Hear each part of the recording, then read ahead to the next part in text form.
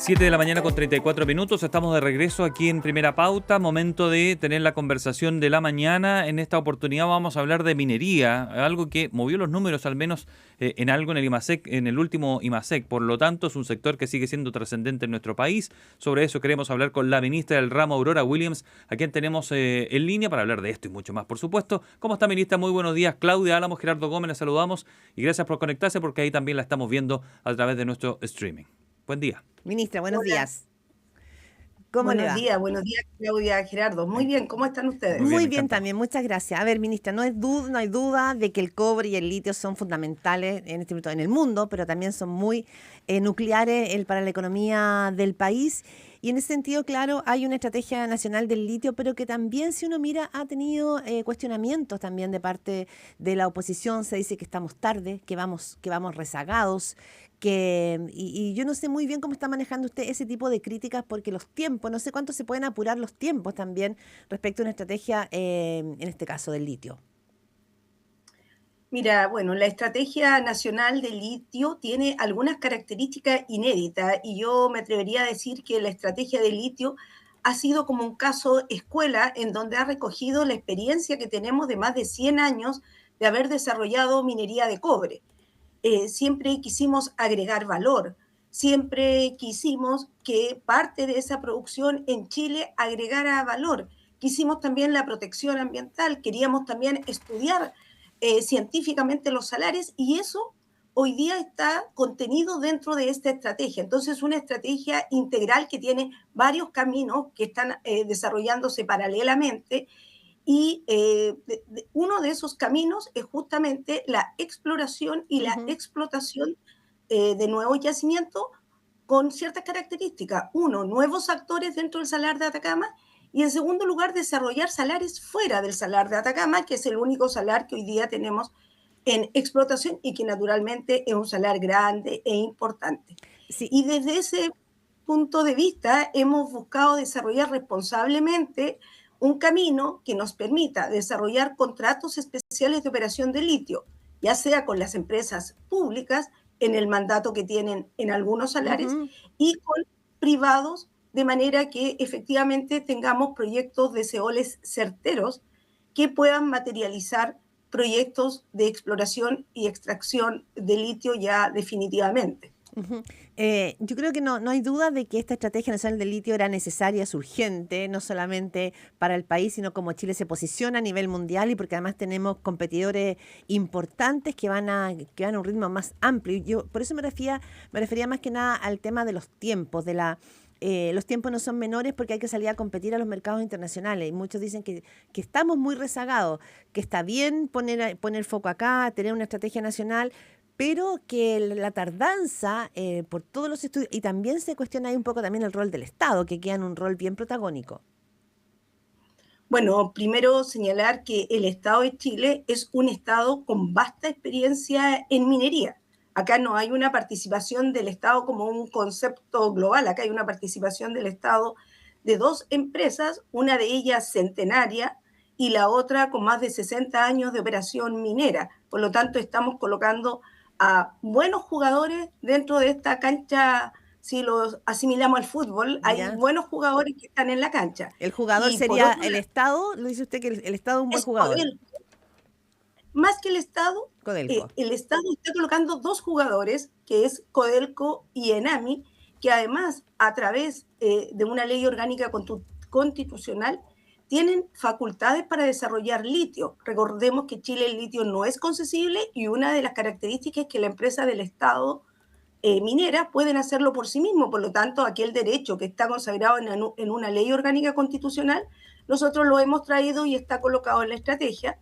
Y respecto de los salarios en donde hay participación de privados, ya sea asociados con las mineras públicas o actuando por sí mismos, estamos en la etapa de iniciar consultas indígenas que en Chile son caminos necesarios y que hablan también de una minería responsable. Nosotros estamos adheridos al convenio 169 de la OIT, los salarios están ubicados en áreas de susceptibilidad de afectación y por ende el camino debe ser un camino responsable. No puede ser un camino que en la práctica genere riesgo para el Estado, pero también no genere riesgo para los privados. Ujú. Ministra Aurora Williams, ¿qué tan fiable termina siendo hoy por hoy el aporte que va a hacer o está haciendo el litio? Lo digo porque el 2022 tuvimos ingresos por más de 5.000 millones de dólares, pero el 2023 de 2.400 millones, con una baja de un 67% presupuestariamente, entonces suena muy bien, pero quizás todavía no es tan fiable, no sé cómo lo evalúa usted. Bueno, primero señalar que siempre cuando uno compara depende de qué está comparando. Lo que usted señala está referido al año en que el litio tuvo un precio espectacular, pero no sostenible en el mercado. Para dar una referencia, en ese momento el precio era de sobre $80.000 la tonelada de carbonato de litio equivalente. Cuando se negociaron los contratos SQM Albemarle en el Salar por el año 2017-2018, el precio era entre $4.000 y $6.000 la tonelada de carbonato de litio equivalente. Hoy día ese precio es de 10.500 y las proyecciones que hace Cochilco para 3 años más implican que va a tener un precio de $18.000 la tonelada de carbonato de litio equivalente. Entonces, la verdad es que un precio de 18.000 es un precio que sostiene bien el mercado, pero quiero además agregarle que nosotros tenemos varias ventajas competitivas, entre las que podemos presentar es que estamos dentro del primer cuartil de costos por la característica de que en Chile el litio está en salares. El primer productor de litio en el mundo es Australia, Pero a un quien costo tiene el más alto. litio en roca Claro, en y roca. es más caro, claro. Y Mi- nosotros tenemos litio en salares. Ministra, hace muchos años, décadas, para ser preciso, se creó la frase que el cobre era el sueldo de Chile. Eso ya no ocurre porque equivale al 10%, al 10,9% del PIB que tiene nuestro país. ¿Es el litio el nuevo sueldo de Chile? Yo creo que la palabra es la minería es el nuevo sueldo de Chile, porque naturalmente está el cobre, está el litio, nosotros tenemos otros minerales que también son interesantes y que se miran como los minerales críticos necesarios para enfrentar el cambio climático y transitar hacia energías limpias. Por lo tanto, está el litio, está el cobre, pero nosotros tenemos también molibdeno, renio, somos primeros productores de yodo, estamos avanzando con una estrategia de minerales críticos. Entonces, yo creo que la minería siempre va a ser un pilar fundamental en la economía chilena. Y además, por otra cosa, porque esta es una vocación productiva que está concentrada en un sector del país. Mm. Si bien es cierto, se habla de un aporte al PIB del orden del 13%, si vemos las regiones del norte de Chile, en el caso particular de Antofagasta, esto se traduce en un aporte del 60% del PIB. Mm. Entonces, hay una alta concentración Sí. territorial también. Ministra de Minería, Aurora Williams, conversando esta mañana en Primera Pauta.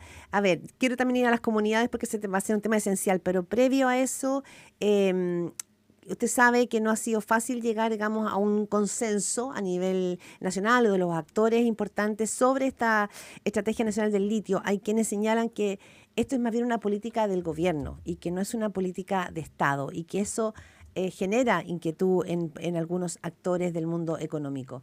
¿Están así? ¿Cómo se generan esas confianzas? Bueno, yo creo que hemos trabajado responsablemente, las señales que estamos dando son concretas, y, establecimos desarrollar una minería responsable. Esa minería responsable tenía, por ejemplo, un pilar fundamental que era que un porcentaje importante de las superficies salares se estudiara, un tema tan requerido por la comunidad. Todos señalaban que para explotar los salares se requerían de estudiar, que habían ecosistemas frágiles, y hemos determinado a través de información científica que tenía Cernagiomín, el Ministerio de Medio Ambiente, la DGA, etcétera, sectores en donde vamos a estudiar los salares. Y eso se están iniciando dichos estudios, por lo tanto, aquello que podía parecer muy declarativo, hoy día podemos Mm, señalar que se están iniciando los estudios para bien, dicha protección. ya, en esos Y, estudios, perdón, y sí. solamente en el área científica, quiero decir que creamos el Instituto Público de Litio, en donde se va a estudiar científicamente los salares, pero también se van a estudiar las técnicas de extracción de litio, por cuanto nosotros somos los primeros productores salares, por lo tanto tenemos que tener ese conocimiento en nuestro país. Sí. Otro de los temas que está asociado a esta investigación de litio, de cómo hacer, de en qué salares, tiene que ver con las comunidades. Hay reparos, hay incluso molestia, aprensiones en muchas comunidades indígenas, justamente, ¿no es cierto?, por cómo se va a llevar adelante este estudio de los salares.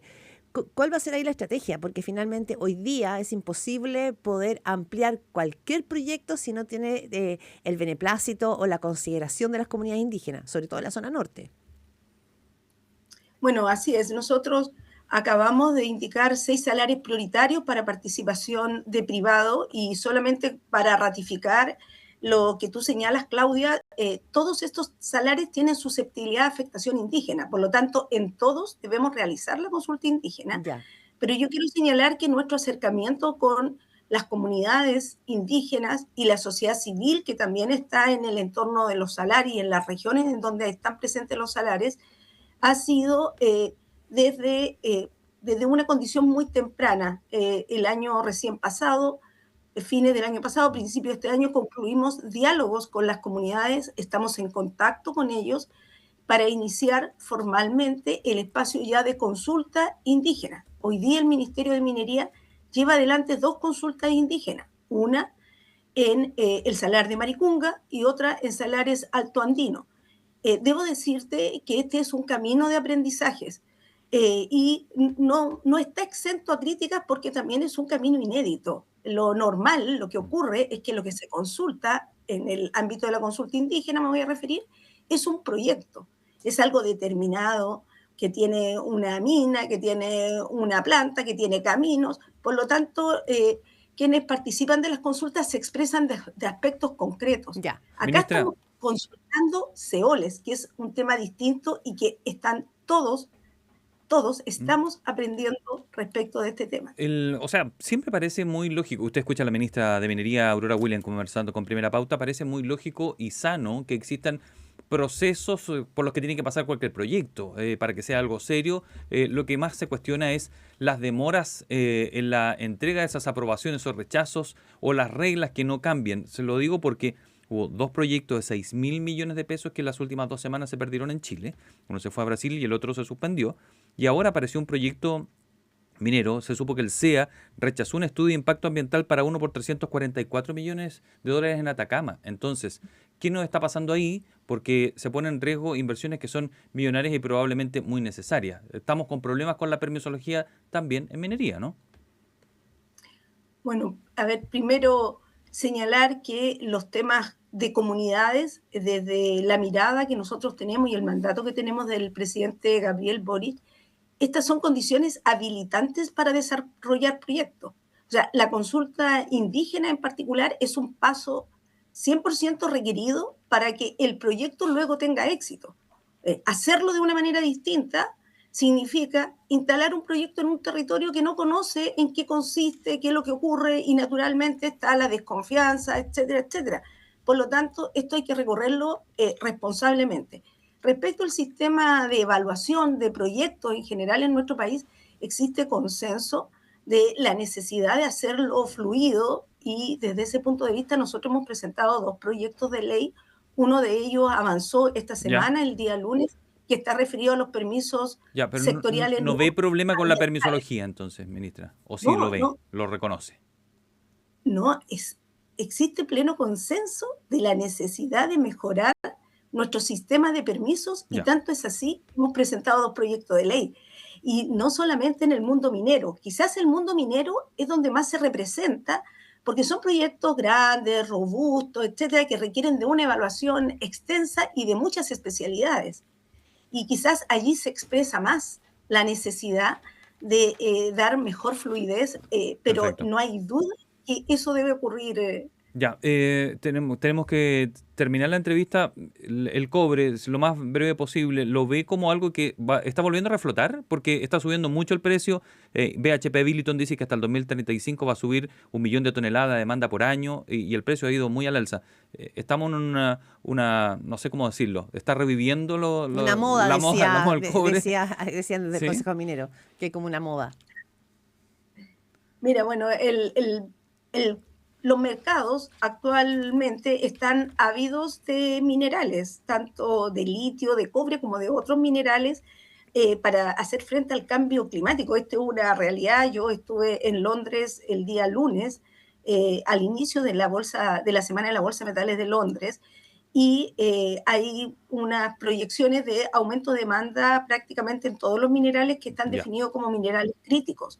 Y a eso se suman varias medidas que están tomando algunos países, en particular Estados Unidos con la baja de la tasa de interés, y en China, que estamos viendo un paquete de medidas que incentive la demanda interna para abordar la deflación que tiene China. Y la demanda interna de China representa el 50% de la demanda de cobre del mundo. Entonces, en la medida que se incrementa la demanda interna de China, se está incrementando la Bien. demanda global y eso hace que el precio suba. Ayer vimos 4.48 y estamos en este contexto. Se piensa también que China pueda consolidar con un segundo paquete de incentivos de su demanda interna, lo que naturalmente favorece Bien. los minerales, en particular el cobre. Ya, eso es una buena noticia. Aurora Williams, ministra de Minería, muchas gracias por partir este jueves aquí en Radio Pauta. Que tenga un buen día. Gracias, ministra. Que tenga muy Gracias. buen día y buena semana. Gracias. Gracias, Claudia. Gracias, Gerardo. Muy Que esté bien. amables. Hasta luego. Son las 7 de la mañana.